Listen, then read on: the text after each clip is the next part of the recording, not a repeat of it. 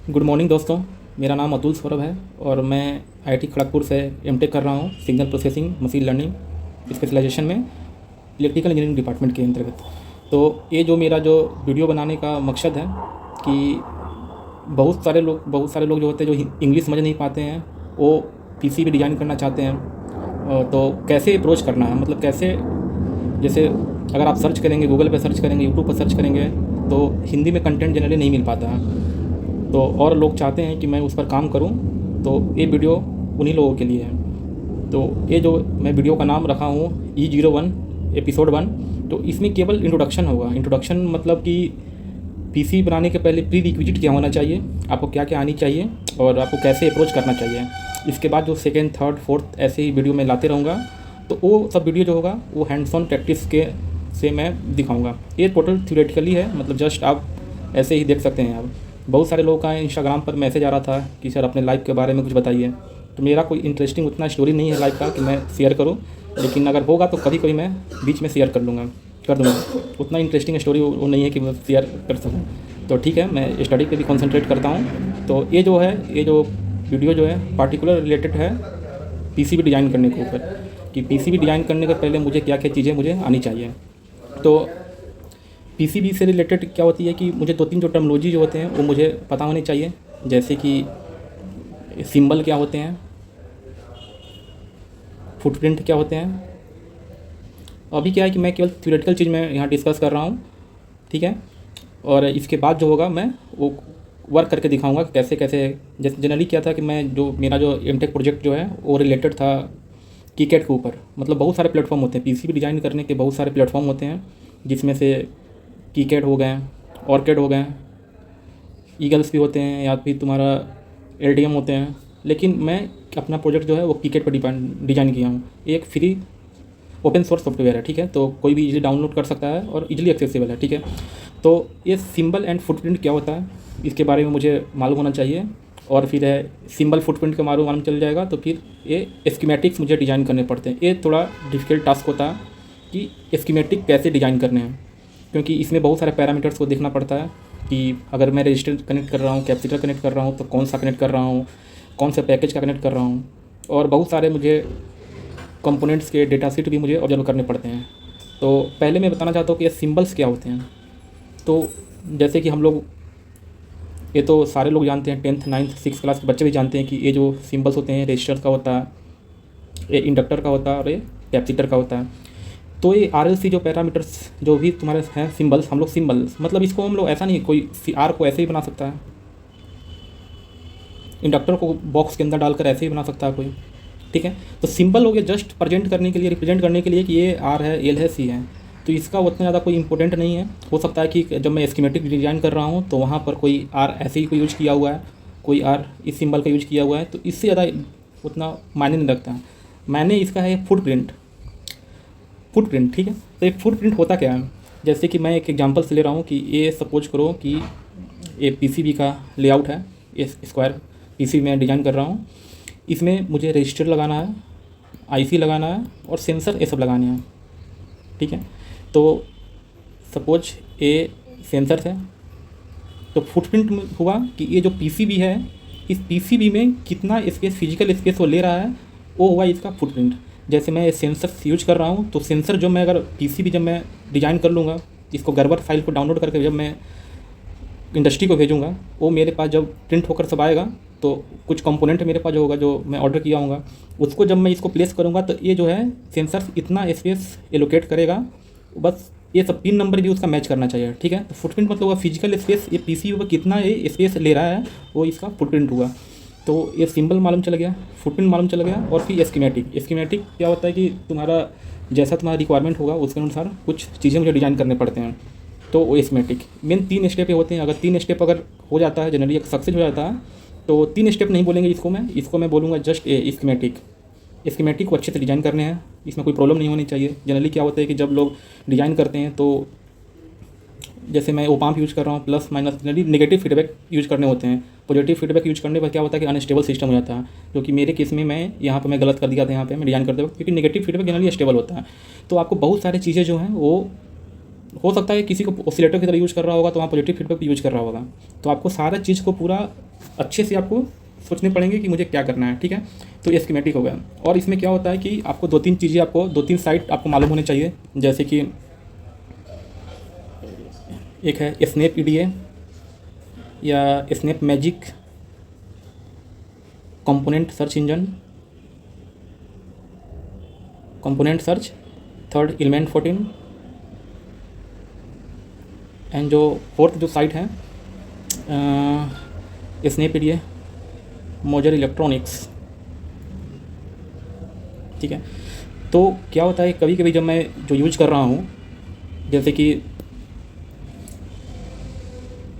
जैसे मैं कीकेट पर काम किया हूँ, तो मैं कीकेट यूज कर रहा हूँ, उसमें कोई एक आईसी है, जैसे मान लेते हैं कि TMS 320F28335 PTPS, एक DSP कंट्रोलर है, ठीक है। तो ये आईसी है जो इसके लाइब्रेरी में डिफ़ाइन नहीं है। डिफ़ाइन नहीं है कहने का मतलब कि ऐसा नहीं कि इसके अंदर, मतलब जो प्री डिफ़ाइन इसके अंदर लाइब्रेरी में नहीं है, मुझे इसके में ऐड करना पड़ेगा। तो यहाँ पर लोग परेशान हो जाते हैं कि इसके लाइब्रेरी में तो है नहीं, मैं सर्च कर रहा हूँ, एलिमेंट्स इसमें है नहीं, तो मैं कैसे करूँगा। तो आपको क्या करना पड़ेगा कि बाहर से कहीं दूसरे साइट से उसका सिंबल एंड फुटप्रिंट डाउनलोड करके इसके जो कीकेट है या ऑर्किड है या LTM है उसके लाइब्रेरी में मुझे ऐड करना पड़ेगा। तो उसके लिए क्या होता है कि ये दो जो हैं, एक snap EDA and A component search engine, ये जनरली दो साइट जो है मैं यूज करता हूँ। हो सकता है कि इसके और भी साइट होंगे, चाहे डिजी लॉक ऐसे कुछ करके होते हैं, डिजी ऐसे कुछ करके, मुझे याद नहीं आ रहा, तो और भी बहुत सारे साइट होंगे जिससे लोग डाउनलोड करते हैं। तो मैं जनरली ये यूज करता था, स्नैप ईडीए या मैजिक था और कंपोनेंट सर्च इंजन, इन दोनों से मैं डाउनलोड करता था मिसिंग सिंबल एंड कंपोनेंट, जो मुझे प्रोजेक्ट में जो रिक्वायरमेंट था और वहाँ पर सिंबल फुटप्रिंट मिस था, तो मैं दोनों से साइट से मैं डाउनलोड करता था। और थर्ड हो गए कि ये एलिमेंट 14 एंड मोजर इलेक्ट्रॉनिक्स। तो जनरली क्या होता है कि जब मैं PCB डिज़ाइन कर रहा हूँ, उसका सिंबल्स स्कीमेटिक डिज़ाइन हो गया, लेकिन जब मैं उसके फुटप्रिंट की बात कर रहा हूँ तो वहाँ पर थोड़ा लोग क्या करते हैं कि ऐसे ही कुछ भी जो लोग पता नहीं रहता तो फुटप्रिंट ऐसे ही डाल देते हैं और कंपोनेंट कुछ और ही ऑर्डर कर लेते हैं। या कभी ऐसा होगा कि वो डिज़ाइन कर लिए और हो सकता है कि वो मार्केट में मिल ही नहीं रहा हो कंपोनेंट। तो डिज़ाइन करने के पहले स्कीमेटिक रेडी हो गया, जब मैं स्कीमेटिक में फुटप्रिंट, जैसे ही मेरा स्कीमेटिक कंप्लीट हुआ, स्कीमेटिक कंप्लीट होने के बाद मुझे फुटप्रिंट असाइन करने पड़ते हैं। जितने भी सिंबल हैं, प्रत्येक सिंबल का अपना अपना फुटप्रिंट होगा, पार्टिकुलर होगा। जैसे रजिस्टर का कितना स्पेस PCB पर लेने वाला है, इंडक्टर है तो इस इंडक्टर का फिजिकल स्पेस कितना PCB पर लेगा, एक IC है तो उसका IC भी फिजिकल स्पेस कितना PCB पर लेने वाला, तो उसके कोरस्पॉन्डिंग उसका फुटप्रिंट होता है। सारे कंपोनेंट जो भी स्कीमेटिक में यूज हुए हैं उसका फुटप्रिंट मुझे असाइन करने पड़ते हैं। और जब भी मैं वो एलिमेंट्स, जो भी कंपोनेंट जो भी मैं यूज कर रहा हूँ, वो मार्केट में अवेलेबल है कि नहीं, तो इसके लिए चेक करेंगे हम एलिमेंट 14 पे और मोजर इलेक्ट्रॉनिक्स पे, क्योंकि मुझे तो कहीं ना कहीं से ऑर्डर करना पड़ेगा कंपोनेंट को लेने के लिए, तो ये करना पड़ता है। तो मेरा क्या होता है, प्रोसेस मेरा था ये सब। मुझे जब मैं प्रोजेक्ट कर रहा था तो मुझे यहाँ पर प्रॉब्लम हुए थे मुझे, क्योंकि मैं डिज़ाइन करने के बाद मैं BOM बनाया था, तो वो थोड़ा मुझे डिफ़िकल्ट हो गया था कि क्या होता है। तो ये जो हुआ BOM, जिसको बोलते हैं बिल ऑफ मटेरियल, तो जैसे ही तुम्हारा स्कीमेटिक रेडी हुआ, लेआउट बनने के पहले इसको मुझे देख लेना है कि वो मार्केट में ईजिली अवेलेबल है कि नहीं, मार्केट में मिल रहा है कि नहीं। अगर मार्केट में अवेलेबल है और उसको सर्च करेंगे हम दो से, एलिमेंट 14 पे, मोजर इलेक्ट्रॉनिक्स पे, तो मुझे मार्केट में मिल रहे हैं कि नहीं। अगर मार्केट में मिल रहे हैं तो मैं वो फुटप्रिंट यूज करूँगे, क्योंकि जब मैं यूज कर लूँगा तो मार्केट में तो मैं शॉपिंग करके उसको खरीद कर सकता हूँ, ठीक है, प्रोजेक्ट में यूज कर सकता हूँ। तो ये BOM जो हुआ वो लेआउट के पहले मुझे डिज़ाइन रखने पड़ते हैं कि हाँ मार्केट में से अवेलेबल है, और ये बिल ऑफ मटेरियल क्या क्या कितने कंपोनेंट चाहिए। और जब भी कुछ कंपोनेंट अगर ऑर्डर करने पड़ते हैं तो जनरली 2 टाइम्स चाहिए होता है, क्योंकि कभी कभी क्या होता है कि टेस्टिंग में कुछ प्रॉब्लम जाते हैं, तो प्रोजेक्ट मेरा कहीं स्टॉप ना हो जाए, तो इसके लिए जो भी कंपोनेंट है वो 2 टाइम्स होगा। अगर सपोज रेजिस्टेंस मुझे 100 ओम का 10 चाहिए तो मैं 10 × 2 ऑर्डर करूँगा 20, या मे भी हम 30 ऑर्डर कर सकते हैं, उससे ज़्यादा ही सेफ्टी फैक्टर को लेकर हम लोग ऑर्डर करते हैं, ठीक है। तो ये सब जो चीज़ें हैं वो ध्यान रखने पड़ते हैं। जैसे मैं कुछ आपको साइट दिखा रहा हूँ, ये स्नैप ईडीए है, स्नैप मैजिक, यहाँ पर आपको सिंबल्स एंड फुटप्रिंट, यहाँ पर आपको लॉगिन यहाँ पर करना पड़ेगा, और यहाँ पर आप सर्च कर सकते हैं पार्ट नंबर, यहाँ से आप, जैसे मैं सर्च कर रहा हूँ यहाँ से TMS 320F28335 PTPS, ठीक है, ये आ गया। जब मैं डाउनलोड करूँगा तो यहाँ पर लॉगिन ये करके है, नीचे ए है, ठीक है, तो यहाँ से मैं डाउनलोड कर सकता हूँ। ये इसका ये देखो, ये जो है ये बना हुआ है, ये सिंबल्स हैं, और ये जो इसका है फुटप्रिंट, इतना फिजिकल स्पेस हो पीसीबी के ऊपर। जब मैं मेरा जो प्रोजेक्ट था, मैं अपने प्रोजेक्ट में ये यूज किया हूँ, ये फुटप्रिंट, ये आईसी यूज किया हूँ। तो ये 128 पिन का आईसी है। तो ये तुम्हारा जो बना हुआ है ये फुटप्रिंट है। तो ये मुझे डाउनलोड सिंपल एंड फुटप्रिंट, तो यहाँ पर ये साइट थोड़ा यूजफुल है। और फिर सेकंड है, पहले से मैं सर्च करके रखा हूँ कंपोनेंट सर्च, तो इस पर भी आपको यहाँ सर्च करके लॉगिन, यहाँ पर अकाउंट बना लेना है। यहाँ पर सर्च करेंगे और यहाँ से पीसीबी फुटप्रिंट स्कीमेटिक सिंबल जो भी है उसका डाउनलोड कर सकते हैं। और अगर मार्केट में अवेलेबल है कि नहीं, तो एलिमेंट 14 पर यहाँ से मैं देख सकता हूँ कि वो मार्केट में अवेलेबल है कि नहीं, और मुझे पीसीबी में यूज करना चाहिए कि नहीं करना चाहिए। तो ये सब है। और फिर एक और है मोजर इलेक्ट्रॉनिक्स, जनरली मैं 4 फ्रीक्वेंटली में यूज करता था। इसके अलावा भी तुम जो सर्च करोगे तो वहाँ पर बहुत सारे गूगल पे मिल जाएंगे कि क्या करना है, ठीक है। तो मैं इस पर आता हूँ। तो ये ओवरऑल हो गए। मतलब मैं ये नहीं बोल रहा हूँ कि आप प्रोजेक्ट स्टार्ट करने के पहले स्टार्टिंग में आना चाहिए, मिड में आना चाहिए या उसके बाद आना चाहिए। मतलब आपको ये सब चीज़ें ध्यान रखना पड़ता है। और दो तीन चीज़ें हो गए कि जैसे कि जब मैं डिज़ाइन कर रहा हूँ, पीसीबी डिज़ाइन कर रहा हूँ, तो क्या होता है कि उसमें लेयर डिफ़ाइन करना पड़ता है कि जैसे कि ये 2 लेयर, 3 लेयर, एक 4 लेयर, ठीक है। तो मेरा जो पीसीबी था वो 4 लेयर का था, तो मैं 4 लेयर इसमें डिफ़ाइन कर रहा हूँ। तो इस लेयर पे क्या रख रहा हूँ, इस लेयर पे क्या, ऐसा नहीं है कि मतलब फर्स्ट लेयर पर मैं सिग्नल को भी रख दिया और पावर को भी रख दिया। जनरली क्या होता है कि सिग्नल और पावर को मैं अलग अलग रखना चाहिए। जनरली हम लोग पढ़ते हैं कि वो रेडियो इंटरफेरेंस या सिग्नल पावर के चलते है सिग्नल को अफेक्ट ना कर दें। तो जनरली अगर मैं पावर को फर्स्ट लेयर पर रखना हो तो सिग्नल को सेकंड, थर्ड, फोर्थ ऐसे रखना चाहिए, ठीक है। और जब अगर हम सेंसर यूज कर रहे हैं तो सेंसर हो गए, चाहे जो ज़्यादा सेंसिटिव चीज़ें हैं तो उसको ग्राउंड पर रखने चाहिए, ताकि टॉप पर रहेगा तो इन्वायरमेंट का कुछ ना कुछ इफेक्ट रहेगा, तो उसमें नॉइज ऐड हो सकते हैं। और सिग्नल और पावर को जनरली अलग लेयर में रखना होगा। कुछ केस होते हैं जहाँ पर मैं नहीं कर पाता हूँ, तो वहाँ पर सिग्नल पावर को थोड़ा डिस्टेंस हम लोग रख सकते हैं। तो ये सब जो चीज़ें हैं डिज़ाइन करने के लिए ध्यान रखने पड़ते हैं। और इसमें एक चीज़ और है, जैसे अगर मैं जनरली था कि मेरा जो पीसीबी डिज़ाइन हो रहा था वो सिग्नल प्रोसेसिंग से रिलेटेड हो रहा था, तो वहाँ पर सिग्नल ज़्यादा इंपॉर्टेंट है। मुझे सिग्नल में थोड़ा सा भी नॉइज नहीं चाहिए। मतलब हो सकता है कि लिटिल बिट नॉइज आ जाए, लेकिन अपने स्तर से मैं ट्राई कर रहा था कि इसमें नॉइज ना आ जाए, ठीक है। तो ये सिग्नल यूज कर रहा था। एक पावर हो गया, पावर जनरली ये 5 वोल्ट पर ये मैं यूज कर रहा हूँ। अगर इसमें कुछ और वोल्टेज लेवल चाहिए तो मैं एलडीओ लगाकर उसका वोल्टेज को मेंटेन कर सकता हूँ, 1.8 वोल्ट या 3.3 वोल्ट का एलडीओ या ऐसे जो भी हो गया। तो जनरली क्या होता है कि सिग्नल और पावर में हो गए कि फर्स्ट साइड में देखते हैं तो सिग्नल फ्लो करता है, सेकंड साइड में मुझे ग्राउंड करने पड़ते हैं। पावर में भी क्या होता है कि अगर मैं वन साइड अगर 5 वोल्ट ले रहा हूँ तो सेकंड साइड ग्राउंड करने होते हैं। तो सिग्नल का भी कहीं ना कहीं कुछ ग्राउंड आएंगे, पावर का भी कहीं ना कहीं ग्राउंड आएंगे। तो ये दोनों ग्राउंड को हम लोग सिंगल ग्राउंड नहीं मान सकते हैं, क्योंकि क्या होगा कि ये वोल्टेज का जो ग्राउंड है, ये सिग्नल का जो ग्राउंड है, दोनों ग्राउंड क्या होंगे कि आपस में एक दूसरे का जो इसका जो नॉइज है इधर ट्रांसफ़र हो जाता है, इधर ट्रांसफ़र हो जाएगा नॉइज। तो जो सिग्नल जो आएंगे थोड़ा नॉइजी टाइप के आ सकते हैं। तो ये भी ध्यान देने कि सिग्नल लेवल का ग्राउंड अलग होना चाहिए, इसका ग्राउंड अलग होना चाहिए, दोनों का ग्राउंड अलग होना चाहिए। और तुम बहुत लोग करते हैं कि ये सिग्नल का GND एक ले लेंगे, इसका भी ग्राउंड, तो क्या होता है ग्राउंड क्या होता है कि ऑटोमेटिक वो सेम लेवल पर है तो ऑटोमेटिक आपस में शॉर्ट कर लेता है। ये भी ध्यान देना पड़ता है कि दोनों का ग्राउंड अलग अलग लेना चाहिए। और जब दोनों का ग्राउंड जो है इसके बीच में एक फेराइट बिट आता है, उसको कनेक्ट करना पड़ता है, फेराइट बिट को।